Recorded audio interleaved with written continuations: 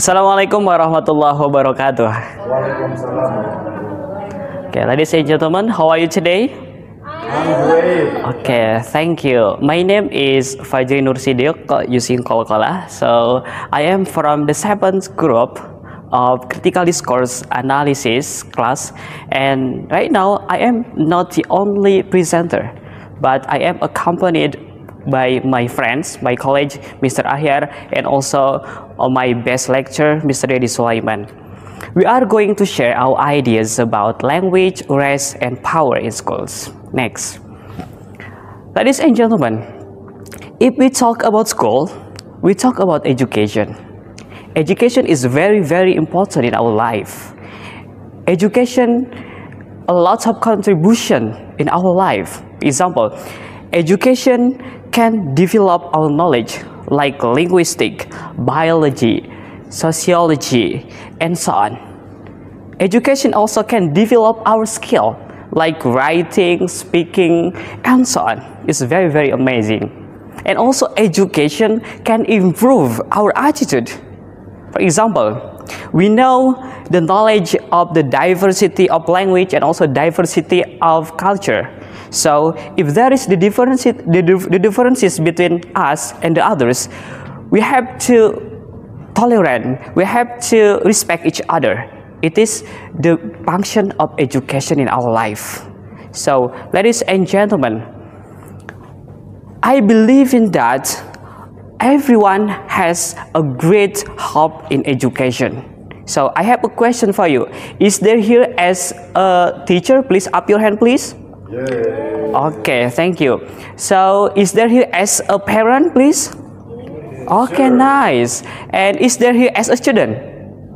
Okay, nice. So thank you so much. So ladies and gentlemen, everyone has a great hope in education. If you are as a student, I believe you have a good hope in education. I think you have hope you can follow the process of learning well, like sharing your ideas, receive the materials, and also you can interact with each other free without boundaries like in anxiety and also a fear. And also because of you follow your process of learning good, I think you can get the good outcome of learning. And in the future, you can get the best professional life. And also, if you are as a teacher, I believe that you have a good hope in education, great good in education. For example, I believe that you have a hope, your teaching process, there is impact in your student abilities, and in the future you can see your student success. You can say that success girl is my student, that success man is my student, it is my product. I think that's it. And if you are as a parent, I believe in that you have a big hope in education. For example, you can see your child very excited when go to school, and also your child happy when they go home. It is very, very amazing. Your child is happy and excited in school. It means your child is follow the process of learning well. It does it. And in the future, you out to your children, I produce boys, I produce girls, because your achievement like this. So, ladies and gentlemen, it is not only us as a teacher, as a parent, as a student have a great hope in education. It's also our nation, our government, Indonesia. Our Indonesia has a hope to Indonesia Emas in 2045. It is our responsibility to implement it, to make it in reality, not only in our mind. Ladies and gentlemen, but education, the term of education, it is easy to pronounce, but difficult to implement. Because of what? Because of a lot of problems, a lot of obstacles in reality in implement it. One of all is inequities. Let's see in general in Indonesia, ladies and gentlemen. In the village and also in the city, school in the village, in the city, there is the differences. One example about the facilities. Yep. In the village, I think the lack of facilities, but in the city, yeah, it's amazing. Students in the village cannot use internet, cannot use perfect facilities like library, like Bapu Sibda or the others library, cannot use it. But in the city, the student is free, can search it using the internet, can go to some library to collect the information or to collect the knowledge. And let's see in specific in our class, is there inequities in the class? Yes, of course. For example, a lot of students in our class feel fear and also anxiety because there is inequities there. Yes. They cannot share cannot share their ideas, cannot share their knowledge perfectly, and also cannot interact with each other freely because there is inequities there. It is the big problem, ladies and gentlemen. So it is the problem here. We have to solve it. We have to solve it. Because of what? Because of this problem is influenced to learning process. Yep. And learning process here impact to academic outcome and also impact to the future life of our student. Yep. For example here, ladies and gentlemen, I have the instrument here, a bottle. Yep. It is a bottle, ladies and gentlemen. If the shape of bottle here perfect, the function also perfect. Yep. The function of bottle here hold the water. It's perfect the function because the shape is perfect. Why? How about the shape is imperfect? There is a brick that's like this here, ladies and gentlemen. It is bottle, yes, but not perfect, ladies and gentlemen. And also our student, they, if not perfect, if there is inequities in our class, they can follow our process teaching, but they cannot perfect receive the knowledge. That's it, ladies and gentlemen. So it is the big problem that we have to overcome it. Okay, so ladies and gentlemen, because it is a big problem, we have to solve it. CDA here attend, or critical discourse analysis here attend to examine the problem and also to give the solution. As again 2011 said that CDA has a function to examine the social wrong and offer the alternative. And also the other function of CDA is to unveil the root causes of social inequities normalized to the text. A text here not only about the writing work, but also like visual and also the oral form, ladies and gentlemen. So I think we have to share our ideas to solve the problem. It is about what is the root causes and also what is the solution of this problem, ladies and gentlemen. To deliver these materials will be presented by my college. It is Mr. Ahyar. Thank you so much. Sit there.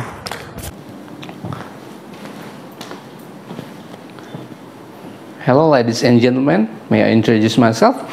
My name is Ahyar Mustafid. I would like to address the underlying factors contributing to inequities in language, race, and power within the school in the context of Indonesia. The first one is language inequities. As we know, language is an essential communication tool in society. Through language, people can understand and interact with each other. Language is also a part of the cultural identity of a society.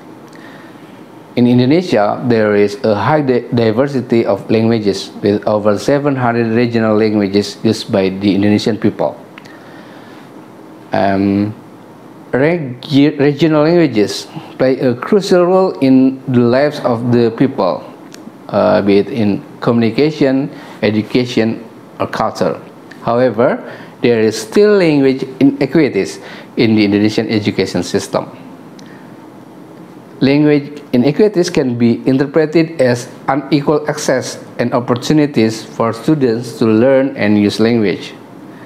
And language inequities can take various forms, including the selection of the language of instruction, where Bahasa Indonesia designated as the media of instruction in national education.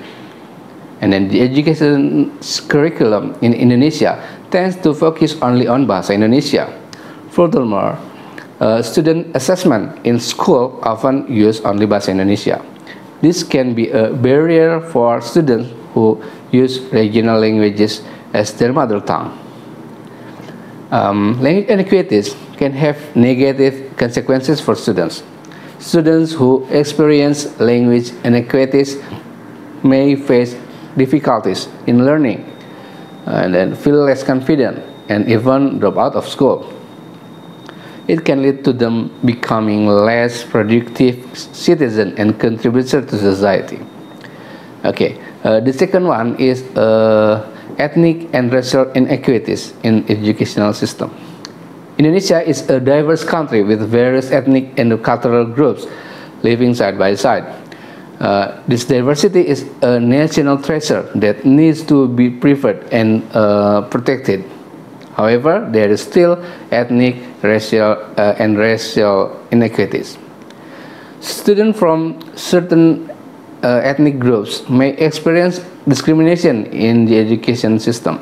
For example, the students from minority ethnic groups may face discrimination in terms of student admission, teacher treatment, or academic assessment. For example, in the case of discrimination against Papuan student in some school in West Java. In 2021, a number of Papuan students at State Senior High School in Ciamis claimed to have experienced discrimination from their teacher and their classmates. The students reported being frequently insulted and intimidated because of their Papua origin. Truly very sad. And then the curriculum, teaching, and interaction in school may contain racial or ethnic bias.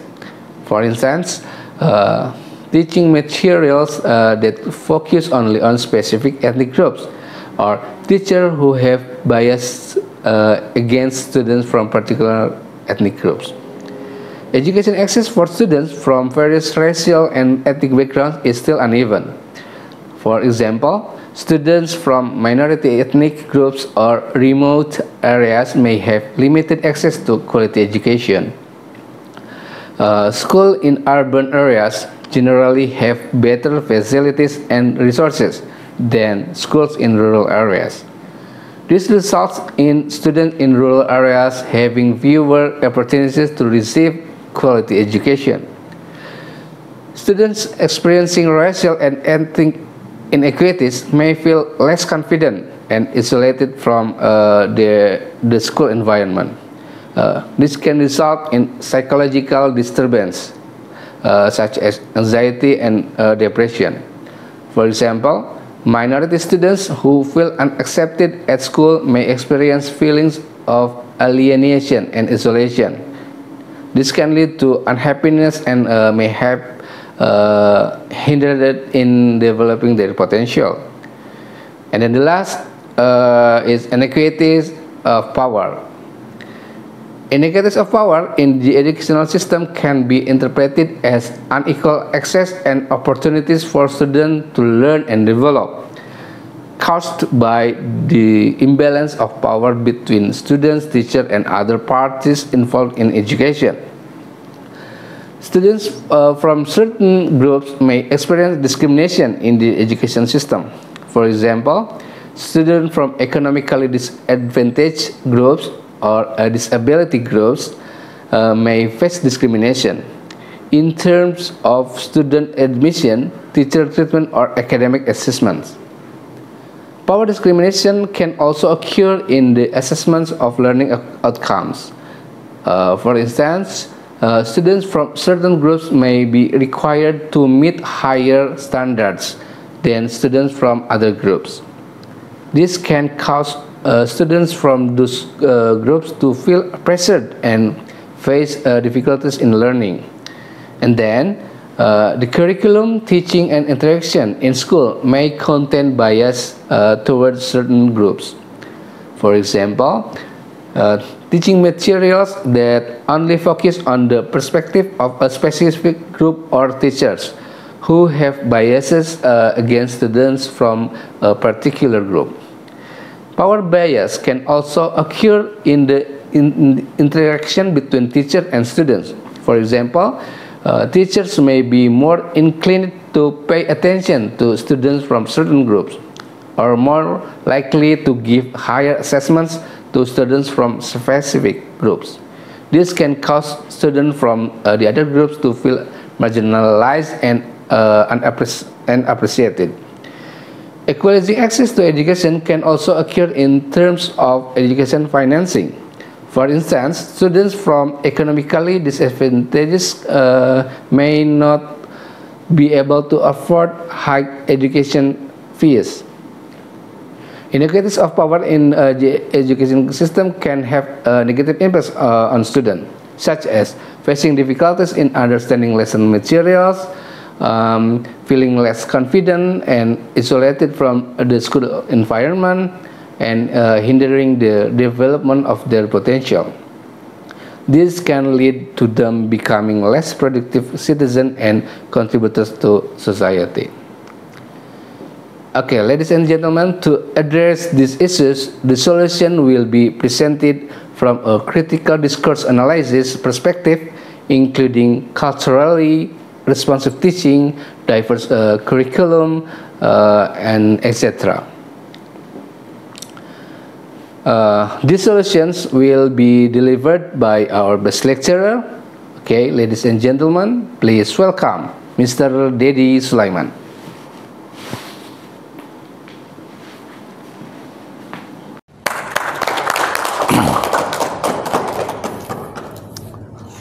Well, welcome to this discourse analysis, and today we are talking about the education, and it comes to the solution.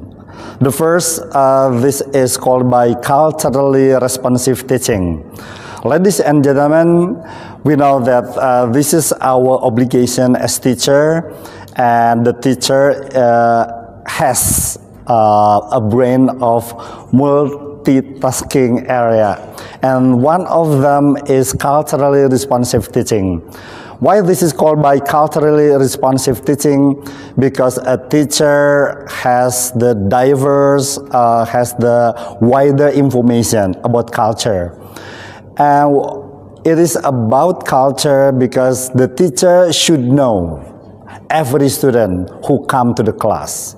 The teacher should know about the background, about the habitual action of the students.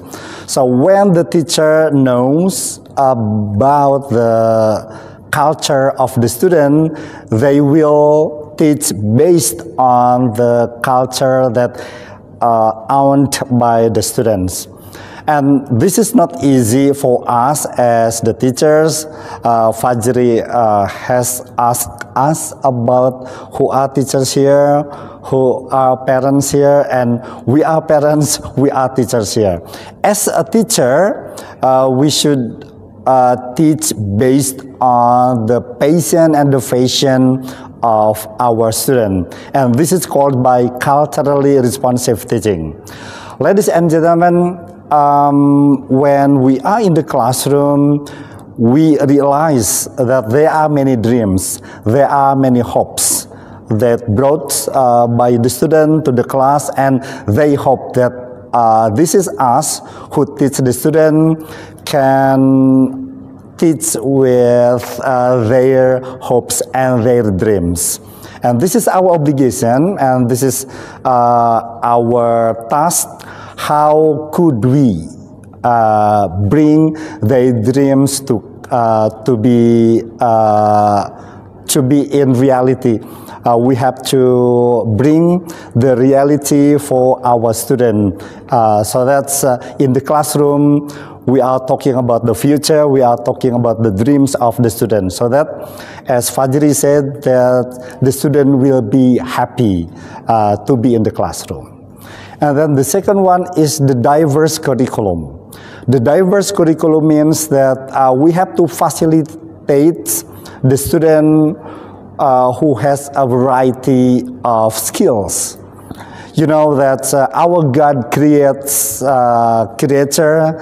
God creates humankind with the different kind of skill and knowledge. So that's how we have to facilitate them by the diverse curriculum. This is not easy, ladies and gentlemen, but we have to overcome. As teachers, as a multitasking brain, we can facilitate the diverse curriculum.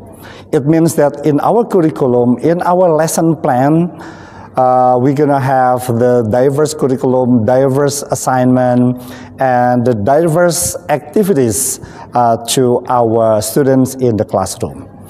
And then the third would be anti-bias education. Yeah. Anti-bias education means that education must facilitate all of the students. Oftentimes in our classroom, we teach the same theme, and probably the goals will be similar. But anti-bias education, we refer to the diverse of the student and diverse education. Anti-bias education will have that the family has the different teaching in their home, and then when the students come to our class, they have also different background of family, and we have to facilitate them. So anti-bias education would be overcome by our creativity in the classroom. Next slide. This is about equity. When Fajri say that this is inequity in the classroom, so that this is equity in the resource of allocation. As you can see, this is equality, as can be seen in the screen, and this is equity.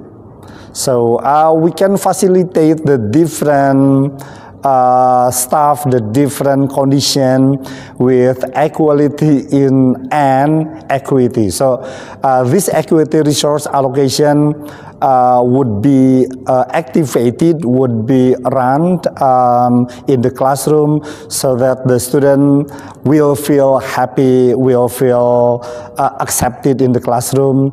So our goal will be reached by this equity resource allocation.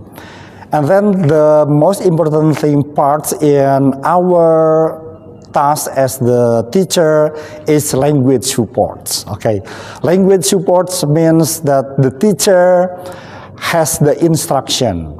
You know, in the past, probably curriculum would be stated as instruction. Language instruction mean language curriculum.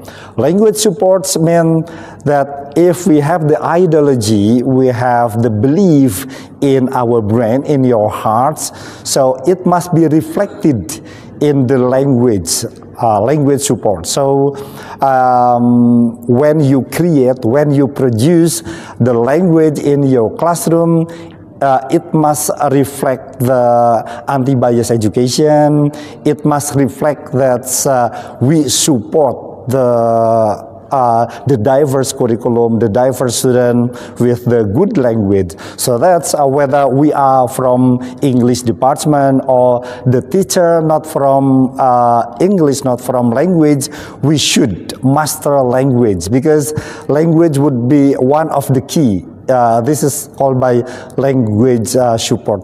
The skill, the mastery of your language system in your brain will reflect the ideology, will reflect your heart and your brain in your classroom. And the last would be the teacher diversity. Yeah, because we are talking about the student diverse, so it means that the teacher should understand whether we are one one teacher in the classroom, and we face many students, many backgrounds of family, of hopes and dreams.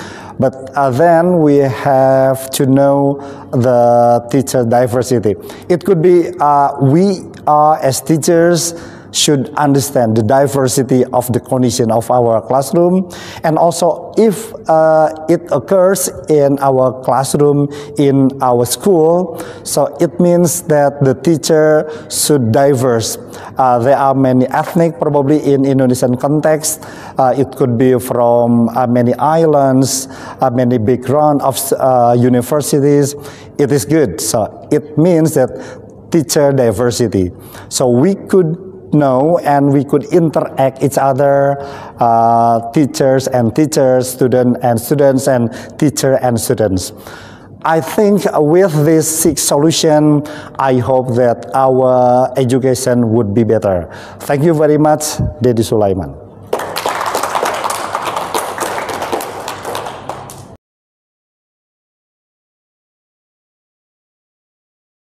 Okay, ladies and gentlemen, that's all our sharing ideas today. We hope you get the benefit. I think so. And the last to say, Wassalamualaikum warahmatullahi wabarakatuh.